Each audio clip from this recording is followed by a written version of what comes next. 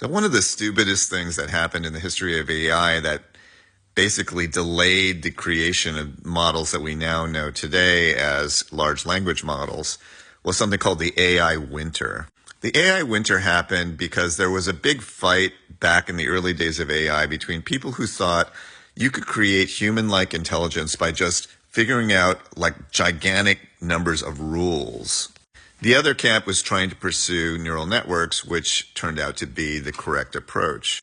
Now, there was a famous AI researcher named Marvin Minsky who had a outsized influence on what people used to call AI back then. Minsky really hated neural networks, so he wrote a book that basically destroyed neural networks as a research topic for many years.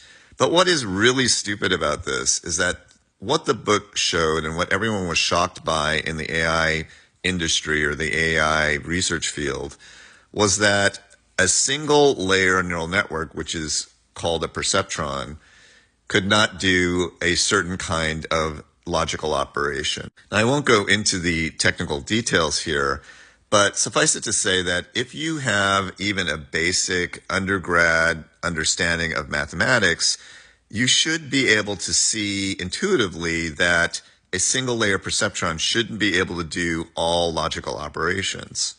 The way that I would describe it is a single layer perceptron can only make distinctions between two things that can be separated by a single kind of curve or surface.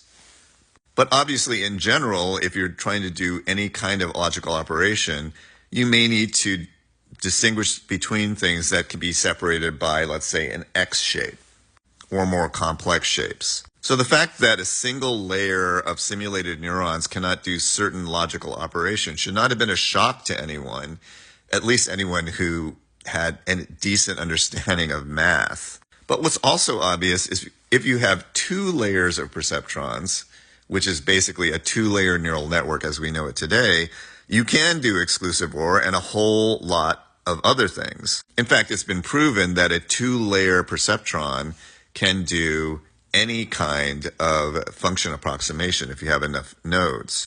The problem is these AI geniuses at the time couldn't figure out the math of how you would train a perceptron that was more than one layer. But in fact, the answer is obvious, again, to anyone with a solid grasp of undergrad mathematics, which is to use this thing called the chain rule. To me, it's shocking that the people doing AI at the time were so bad at math that they couldn't figure this stuff out. If an MIT math or physics major had looked at this, they could have sped up AI by years.